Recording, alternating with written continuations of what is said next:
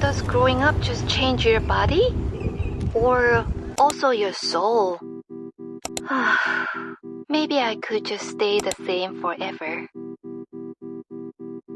Oh boy, it sure is confusing being grown. Assalamu alaikum everyone. Welcome back to the In the Clouds podcast. Oh my goodness. If you're listening to this, which you are, obviously, and I sound out of breath, girl, I literally tried to record in the car. And it's so hot. It's so hot. And obviously I had to close all the windows and all the doors because I scream when I record, so oh my god. It's actually really hot. So I'm like literally out of breath. Yeah, so this is my third time trying to record this, and if you're watching the actual YouTube video, I am a liar because I'm not in my car anymore. I restarted. I'm sorry. I am a liar. I lied. Sorry, don't shoot me. Turn around. I'm behind you. Anyways, let's get into the video. So today I will be talking about 20 things that I've learned or am learning. I'm still learning at the age of 20 because it was my birthday yesterday, the 21st of October 2004. I accept money, cash, pesa, mula, flus, everything, okay? So yeah, anyways, let's get into the video because I'm very excited. I wanted to share these points with you guys because I feel like they not only relate to me extremely, and I feel like I've learned so much just by writing them down and realizing them and actually working on them practically, but I feel like they'll help you guys as well. And I like screaming into the microphone and talking to everyone, so, and you know. Okay, let's get started. Number 1. The beauty standard is tailored by Western media. As a Muslim woman, I should not bind myself to this. Okay, easy. I feel like the Western standard, which I feel like is weird because we've kind of all made it our standard in a way. But yeah, like Western standards are, and just beauty standards in general, are something that always changes, always fluctuates. One day they want a girl with a waist, next day they want no waist, okay? Literally, it changes all the time. I'm half Sierra Leonean and half Maltese. If I go to Sierra Leone, completely different beauty standard. Most likely I'll fit it because I am lighter skinned and, you know, just whatever. So that's ultimately more attractive there, which is sad, but it's the truth. And then if I go to Malta, girl, I'm black. They are white. It's not gonna work. I am not the beauty standard whatsoever. Correct me if I'm wrong. I don't know much about Malta. Don't shoot me, please. But, you know, you get the point. Beauty standards are always changing. Do not keep up with them. As a Muslim woman, we wear hijab. Partly, this is not solely the reason, right? But partly the reason of this is to not be objectified and to be able to have that connection solely with Allah and be like, okay, I have more autonomy over who can see specific parts of my body so that people can see who I am before what I am and what I look like first, right? So I feel like as a Muslim woman, we should make sure that we are abiding by Allah and His beauty standards, which is to cover ourselves, okay? And to have a beautiful character. If you want to beautify something, girl, beautify your character. Not your face, not your body, you know, not your clothes in an inappropriate way. Love you. This is for me first, then for you. Don't feel attacked. Yes. Okay, next. Number 2. Do not equate your emotions and capabilities to how many pimples are on your face. Say it again, say it louder, say it in the back. Do not equate. Sorry, never mind. I literally screamed when I wrote this down. I was like, Asma. Oh my god, poet. Oh my god, the next Imam Ghazali. Okay, stop for that. No, but like, dude, literally, I love this line. I literally love this line. I feel like I struggle with pimples a lot. Even right now, I'm breaking out and I look horrendous. Not really, just kidding. That's the point of this point. No, I'm not horrendous actually. But it really like decreases my confidence, and it's like it makes me feel like I don't have confidence. Like I don't have a lot. I can't offer much when I have pimples on my face, and it's not like it's a dramatic thing for me, but I make it into something that's bigger than what it should be, and it really isn't. And that's what I mean by this point. I want to teach myself that I have gone through so many things in my life. I have learned so many things. I am capable of so much. I can offer so much to people, so much to the world. Having 2, 3, 11, 18, 47, 56 pimples on my face is not going to take away any of that. It's not going to take away my capabilities, my skills, and what I can offer to the people, okay? It's not going to take away any of that. So, yeah, don't equate the amount of pimples on your face to your confidence and who you are as a person, okay? Beauties are separate from capabilities and your essence as a human being, okay? Thank you. Next one. If you didn't want it before watching the TikTok or post, girl, you didn't need it. Yes, I'm speaking to the people and I'm speaking to myself, because what the hell is consumerism right now? It's actually scary. Like, I hate Stanley cups and Uggs. I'm so sorry. A sippy cup and freaking slippers. I'm sorry. Don't shoot, please. I'm just a kid.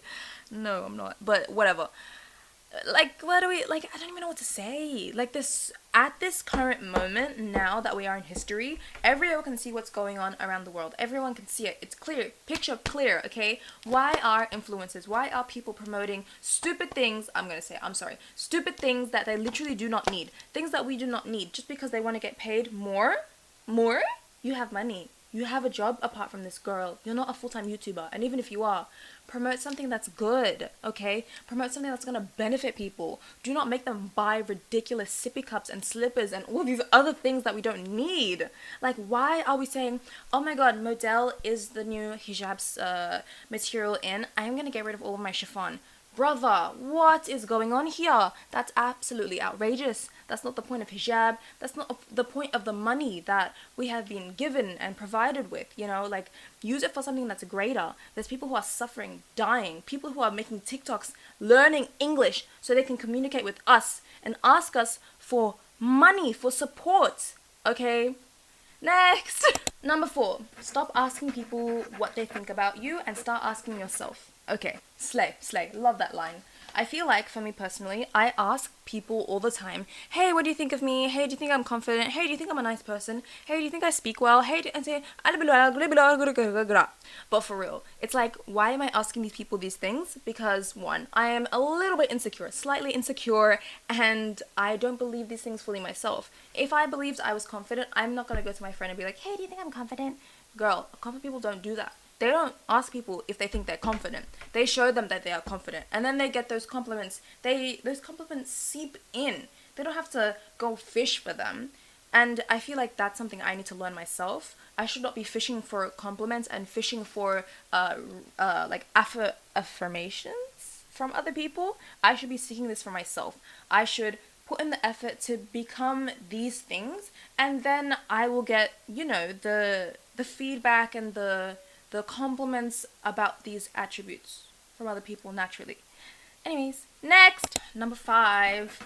Makeup, music, showing your neck, free mixing, and backbiting are way too normalized. I have nothing to say there. Nothing to say there. Whether you like it or not. These things are normalized, okay? It is not normal.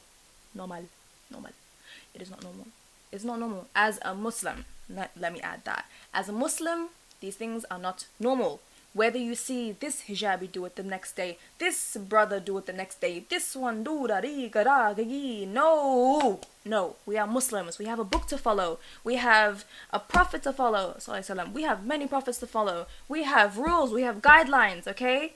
Just because your friend is doing it, just because if the whole friend group is going out and they're wearing full faces of makeup and tight clothes and their hair's out, that does not mean you, my sister, need to do the same thing. No, okay?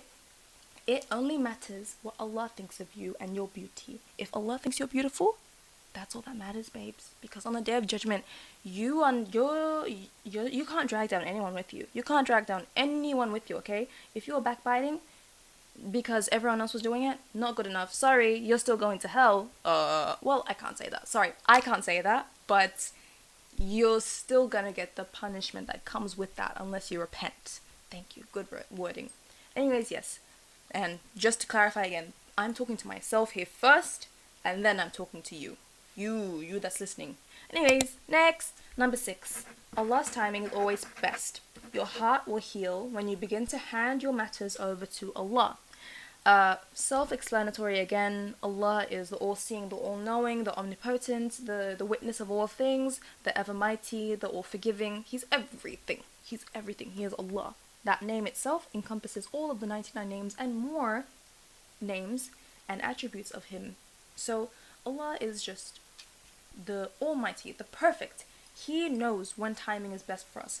We don't even know the full concept of what time actually is. We have only been provided with such a small, minute portion of time, so we cannot assume that I need this, I want this, it's gonna come to me when it comes to me. Don't give me that. Don't give me that. No, we are not manifesting. No, we don't live in My Little Pony land, bro. We do not live there. Okay, this is life. If you want something to happen, you have to make the work for it. Yes, you need to work for it. You need to tie your camel. Yes, okay, that's how it works. It's not gonna happen when you want it to happen, and that's the truth. That's just how life is. But it will happen when Allah wants it to happen. And what you need to know there is that that's when it's best. That's when it's supposed to happen. Not when you want, when Allah wants. Next! Wow, guys, I'm on a roll. Anyways, number 7. You will feel... English? You will be better off with no friends than ones that make you feel like short. This goes for just in general. If you have a friend that's like, this, blah, and they're always negative, it's like, girl, come on. We're trying to turn up in a halal way. We're trying to be chill. We're trying to have fun. I don't want negativity. You have to be conscious of yourself as well and make sure you're not that type of friend. If you're not feeling okay, maybe don't go to the hangout. Or try and put that in the back of your mind. Or just postpone it till a better time to bring it up with your friends so that you can get advice. But don't drag other people down. Like, it sucks, you know? Like, sometimes you're going out, you're having fun, you're eating food, and then someone's like, oh, your food looks gross. Like, what the hell? Like, no. It's gonna go in your face if you say that to me. Seriously. Don't be rude. Come on, guys. And this also goes, like, for Islamically. If you're friends... if you have a friend that's starting to be more Islamic, more, you know, practice more religiously, any religion, literally, like whatever they're doing, if they're trying to be more religious in a respectful manner and they're not trying to force anything on you, you should be supportive of them. You shouldn't be like, oh, she's boring now. Girl, if boring takes me to Jannah, let me go. Let me be grey. Let me be just nothing. Let me be the most boring person in the world, okay? But seriously, like, be supportive. Be a friend. If you cannot do what I'm saying right now, you're not a good friend. You're not a good friend. You should fix that. Anyways, next. Number 8. The same lips that I use to recite Quran, to give salawat, to, you know, just like say the words of Allah, should not be the same lips that I use to backbite others, to swear, and to just, you know, have filthy language, you know? And that's just it. That's a bar in itself. Is literally nothing else to say. Like, you gotta, like, when you think about it like that, it's like, damn. And these lips of ours are a creation on their own, right? They are gonna be their own person on the Day of Judgment, right? Imagine you're not Muslim and you're like, what? Lips will have their own lips and they're gonna speak against you? What? But it's true. Your lips, everything, all of your body parts, they're gonna speak for you or against you on the Day of Judgment. It's true. So, and just the line itself, I am saying the words of Allah directed to me, and then I go 5 minutes later and I start backbiting. I'm using the creation that Allah has given me for my benefit and then for my demise literally seconds later. Like, it doesn't add up. Anyways, let's fix that, guys. Next. What's meant for you will never miss you. Hell yes. Basically, we're all on our own paths. The paths of life, you cannot cross the road and go onto someone else's path and get what you wanted on that path and then come back. No, girl, you can't do that, okay? You are on your own journey, and where you are now is where you were always meant to be, okay? Your decisions and everything will change, they'll fluctuate, okay? They'll change certain things, but it's not gonna be, it doesn't make out your entire life, if you know what I mean. Like, Allah already has that predetermined. Your decisions make you get to those destinations in different ways, right? If I'm saying I'm gonna go to the gym, okay, I can either go to the shops, go to the movies, and then I can get to the gym, or I can go to the library and then go to the swimming pools, and then I can go to the gym. Either way, I'm ending up at the gym, but different decisions, different stops, different ways of me getting to the gym. You know what I mean? Next! Number 10, set boundaries and be more assertive. This is super important, bruh. This is for me especially. All of these are for me first, then for you. But yeah, because I feel like I am not an assertive person at all, and it's hard for me to create boundaries. And that's an issue because whether it's with family or friends, once you get into a relationship with a person, you then like, it becomes a norm to be a certain way. So then when you try and implement boundaries later on, it's like, I don't know how to do this, and then you're not assertive again on top of that. So then it's like, I don't know how to actually implement these, and then like create this tone in our relationship. So then it's just hard. So yeah, guys, let's work on that.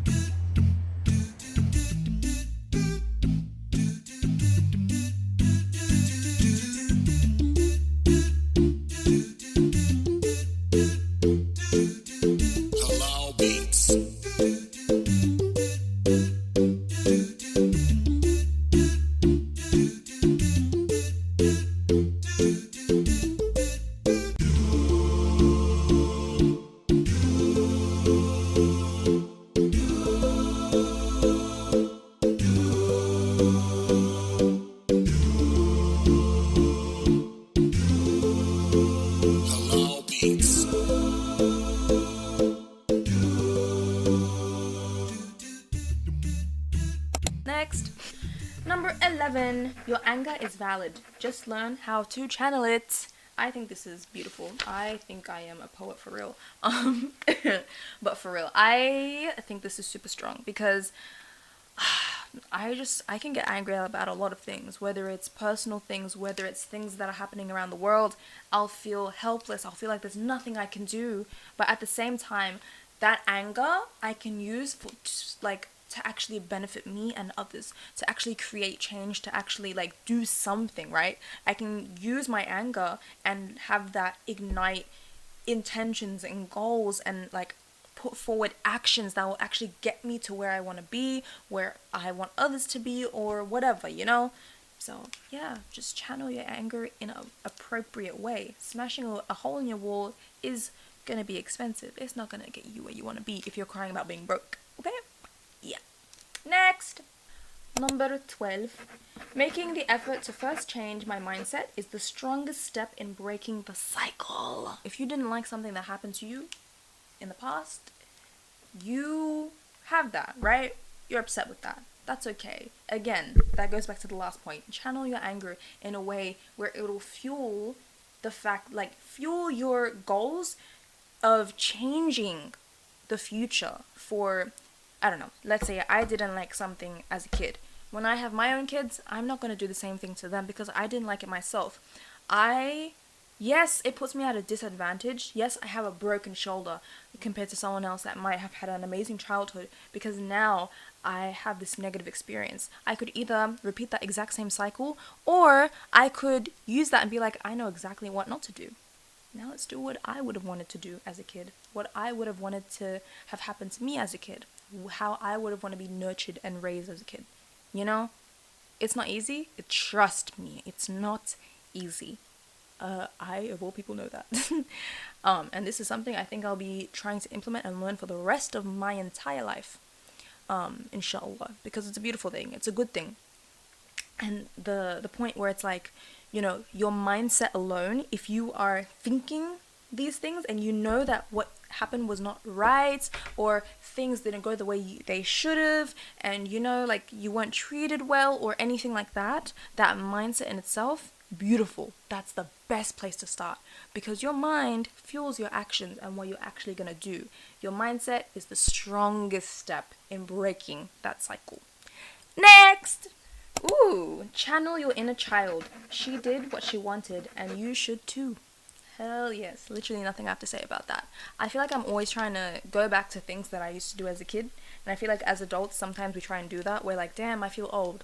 What did I used to do it? Like, what did I used to enjoy as a child? Like, let's go back to that. Because I am still her. She is still me. She's in there. I just maybe don't have the time or don't have the resources or whatever to let her out all the time. Like for me, I love like being active and going out and running around and just like trying new things. So I'm trying to implement that more into my life. Guys, I love ice skating. I literally love ice skating. Like what the heck?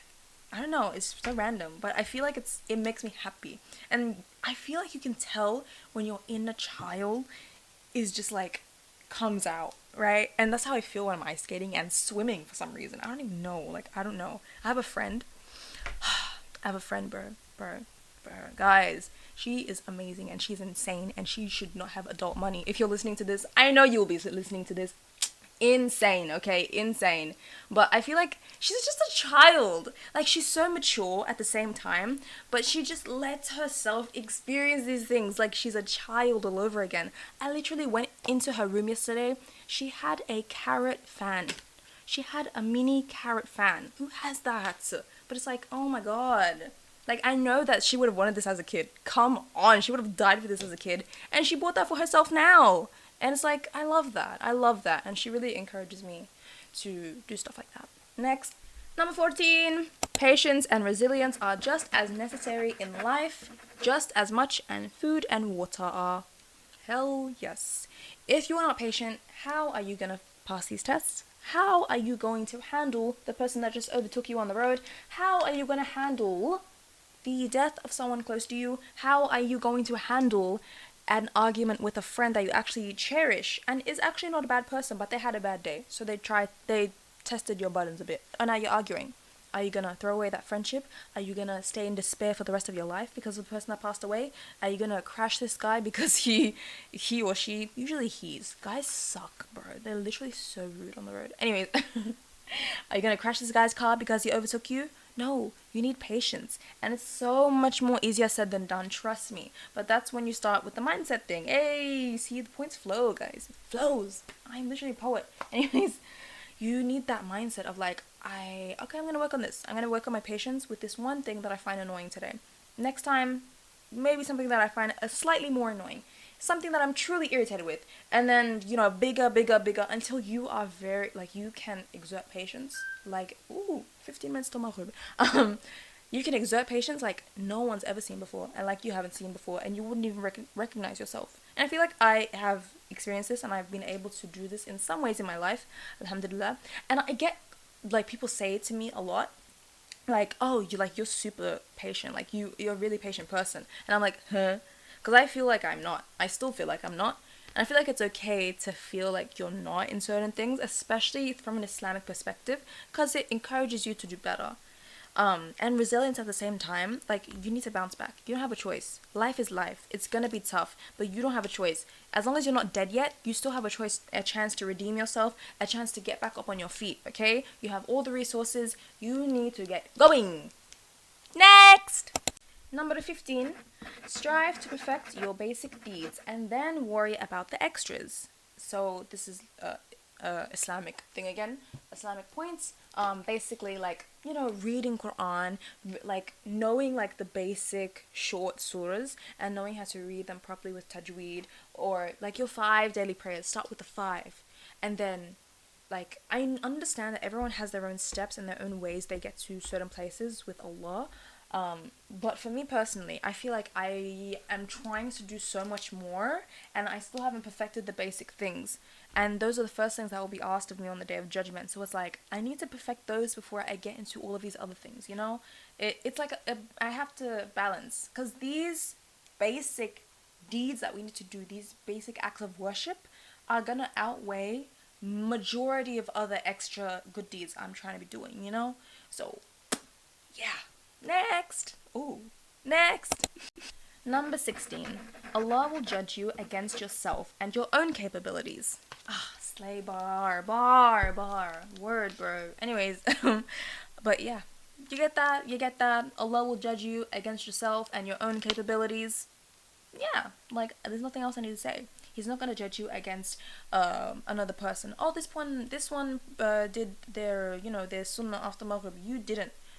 No, what? Who cares about other people? On the day of judgment, let me tell you, in this life, you're surrounded by people, and that's your test. But in reality, on the day of judgment, even your mother is going to be your biggest enemy. Your best friend in this life is going to be your biggest enemy on the day of judgment. Every man for themselves. These relationships will not matter when you're standing in front of your creator.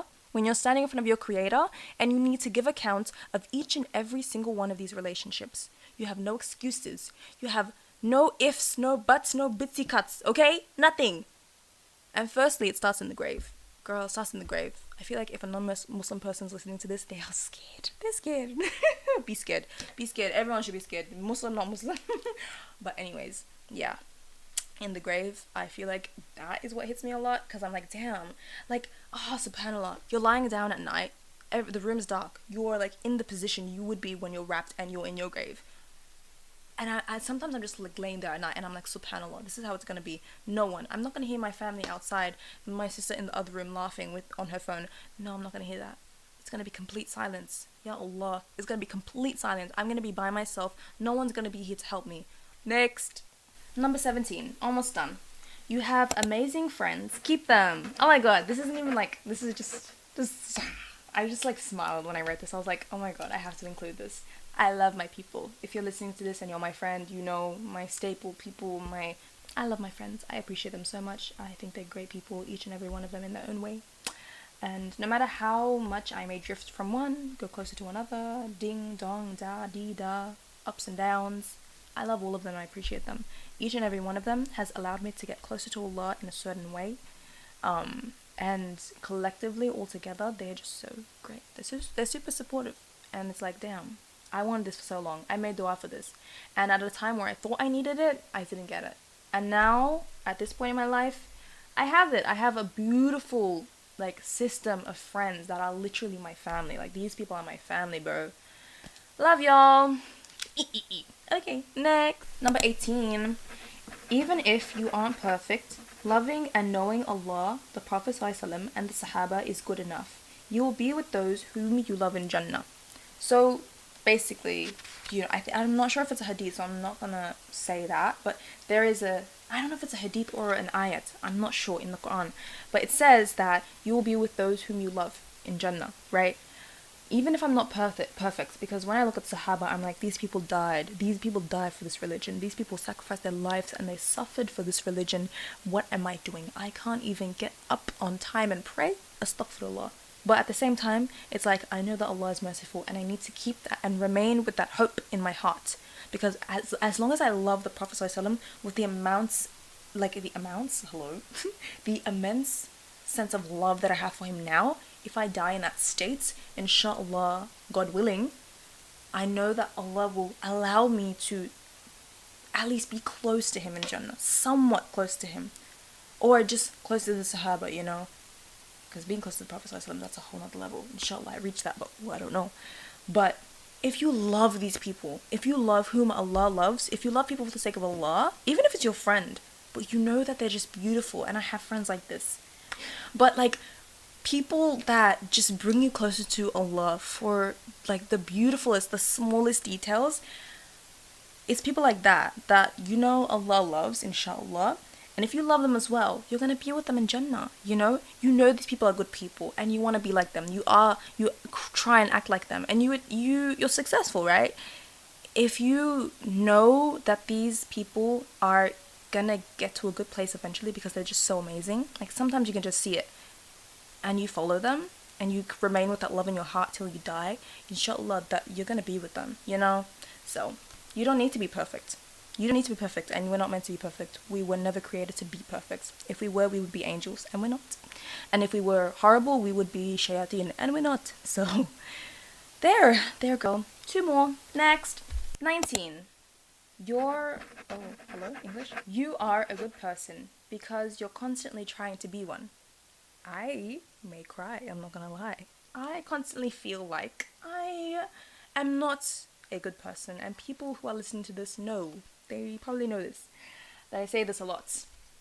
I don't know what it is with me, to be honest. I feel like I do my tarbiyah classes, and once I finish with them, I'm like, damn. And if you don't know what tarbiyah is, uh it's like, I don't know, I just call it how to be a good person 101, 101, literally. Like, it's just lessons on how to beautify your character and be a good person. Like, literally, that's what the classes are for. And they're Islamic, like they're from Islamic perspectives, and it's beautiful. I recommend it to anyone to do these things, these classes. But yeah, I feel like once I leave those classes every day, or every time I do them, I'm like, damn, I'm nowhere near being a good person or being someone that Allah can love. But at the end of the day, I actually don't know that. And the fact that I don't consider myself a good person, however, I don't know, maybe people around me tell me I actually am, or, you know, like I'm still putting in effort. I'm constantly putting in effort to be a good person, and I still don't think I'm reaching that, but I'm still putting in effort. You see where I'm getting? Like, maybe I can't see that, but inshallah, like, Allah sees my effort. Of course, he always sees effort, alright? And the effort, again, is what you're going to be judged against.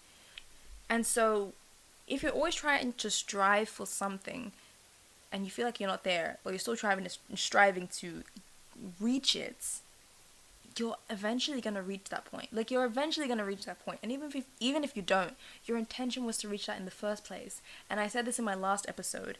You will be judged on your intentions as well. If I intended to, like, attain specific characteristics and I try to strive for this until the end of my life, inshallah, I will actually be rewarded for these intentions, right? I think that's beautiful. I love being a Muslim.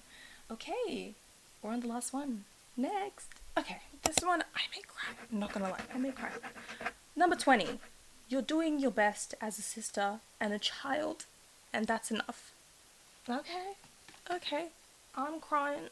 Don't judge me, don't shoot. I think I am extremely hard on myself, and if you're a big sister, oh, bruh. Biggest bruh. I love you. I love you if you're a big sister. And I know that we wish we had a big sister because we sometimes don't want the work.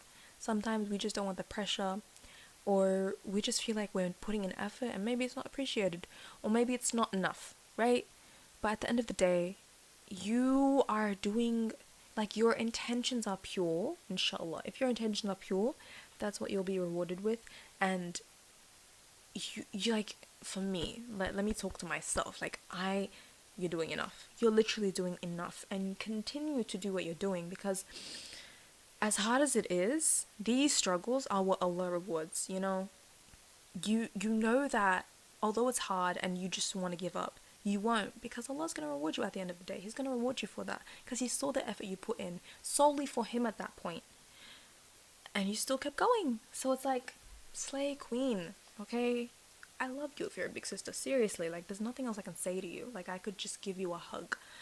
Nah, bro. The overprotective nature, the tendency to always, like, get up and be the first one to, like, actively help out and do things and, like, try and protect everyone. Like, girl, I know. Trust, I know.